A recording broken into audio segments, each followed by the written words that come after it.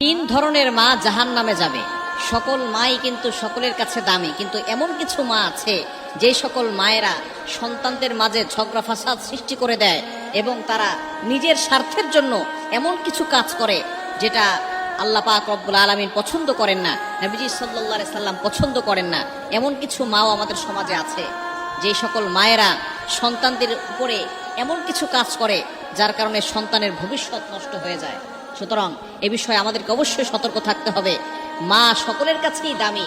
মায়ের পায়ে নিচে আল্লাহ তাআলা সন্তানের বেহেশত রেখেছেন, এটা নবীজি সাল্লাল্লাহু আলাইহি সাল্লাম নিজে বলে দিয়েছেন। কিন্তু কিছু মা এমন রয়েছে যে সকল মায়েরা সন্তানদের ভালো চায় না, অথচ আপনার প্রতিবেশী যারা আছে, আপনার কাছের লোক যারা আছে, সকলের কল্যাণ কামনা করতে হবে। তবে তিন ধরনের মা, এক নাম্বার হচ্ছে যেই সকল মায়েরা নিজের স্বার্থের জন্য ছেলে অথবা মেয়ের সংসার নষ্ট করে দেয়। বর্তমানে অনেক মা আছে মেয়েকে কুপরামর্শ দিয়ে স্বামীর থেকে সংসার নষ্ট করে দিয়ে স্বামীর থেকে বিচ্ছিন্ন করে দেয়, স্বামীর থেকে আলাদা করে দেয়। এই সকল মায়েরা অবশ্যই জাহান্নামে যাবে, কেননা তারা একটা সংসার নষ্ট করে দিয়েছে। স্বামী স্ত্রীর সম্পর্ক হচ্ছে মহব্বতের সম্পর্ক। অবশ্যই মা হচ্ছে সকলের চেয়ে দামি, তবে স্বামী স্ত্রীর সম্পর্ক হচ্ছে মহব্বতের সম্পর্ক। শয়তান এই স্বামী স্ত্রীর সম্পর্ক বিচ্ছিন্ন করতে সবচেয়ে বেশি খুশি হয় যখন স্বামী স্ত্রীর সম্পর্ক বিচ্ছিন্ন হয়ে যায়। অনেক মায়ের কুপরামর্শের কারণে তার মেয়েটা তার স্বামীর থেকে আলাদা হয়ে যায়।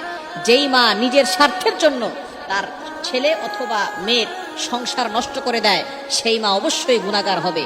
এজন্য এই সকল কাজ থেকে আমাদেরকে দূরে সরে আসতে হবে। এবং দ্বিতীয় নাম্বার হচ্ছে যেই মা সন্তানদের ভিতরে ঝগড়া লাগিয়ে দেয়।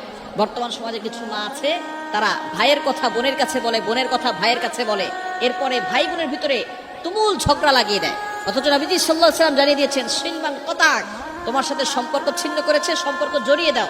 কিন্তু কিছু মা এমন আছে যারা নিজের আপন সন্তানদের ভিতরে ঝগড়া লাগিয়ে দেয়। ভাইয়ের কথা বোনের কাছে বলে, নিজের সন্তানের কথা নিজের ছেলের কথা তার মেয়ের কাছে বলে, মেয়ের কথা তার ছেলের কাছে বলে, যার কারণে ভাই বোন বছরের পর বছর চলে যায়, তারা কথা বলে না। এই দুইজনের ভিতরে ঝগড়া লাগিয়ে দিয়েছে মা। সুতরাং এই সকল মা যারা একজন আরেকজনের ভিতরে ঝগড়া লাগিয়ে দেয় এবং ভাই বোনের মতো যে মধুর সম্পর্কটা নষ্ট করে দেয়, সেই সকল মারা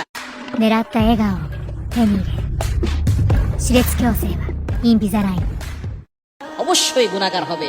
এই সকল মা থেকে আমাদেরকে সাবধান হতে হবে।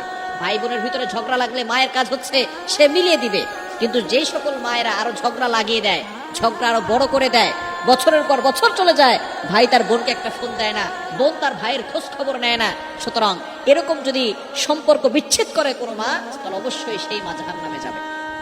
এবং তিন নাম্বার, যেই মা অন্যায়ভাবে সন্তানকে অভিশাপ দেয়, অন্যায়ভাবে সন্তানকে অভিশাপ দেয় এবং সন্তানকে গালিগালাজ করে, অবশ্যই মায়ের অধিকার আছে, কিন্তু সন্তানের কোনো অন্যায় নাই। নবীজি সাল্লাল্লাহু আলাইহি ওয়াসাল্লাম এই বিষয়ে জানিয়ে দিয়েছেন, নারীরা দুইটি কারণে জাহান্নামে বেশি যাবে। বুখারী শরীফের হাদিস, নবী সাল্লাল্লাহু আলাইহি ওয়াসাল্লাম মিরাজ থেকে আসার পরে নারীদেরকে সম্বোধন করে বলে দিয়েছেন, ইয়া মাশারা নিসা, হে নারী সম্প্রদায়, তোমরা তাসাদদাকনা, বেশি বেশি করে সদকা করো। তখন নারীরা জিজ্ঞেস করেছেন, ইয়া রাসূলুল্লাহ, কেন সদকা করব? বলে, আমি যখন জাহান্নাম দেখেছি তখন দেখেছি অধিকাংশ নারীরা জাহান্নামে। তখন নারীরা জিজ্ঞেস করেছেন, কেন ইয়া রাসূলুল্লাহ? তখন তারা বলেছে, এক নাম্বার, তারা বেশি বেশি করে অভিশাপ দেয়। যে সকল নারীরা বেশি বেশি করে অভিশাপ দেয় তারা জাহান্নামে যাবে। নবী সাল্লাল্লাহু আলাইহি ওয়াসাল্লামের হাদিস, বুখারী শরীফের হাদিস। এবং দ্বিতীয় নাম্বার হচ্ছে স্বামীর অকৃতজ্ঞ স্ত্রী যারা আছে, স্বামী এত কিছু দেওয়ার পরেও বলে, তুই আমাকে কি দিয়েছো, এই সকল নারীরা জাহান্নামে যাবে।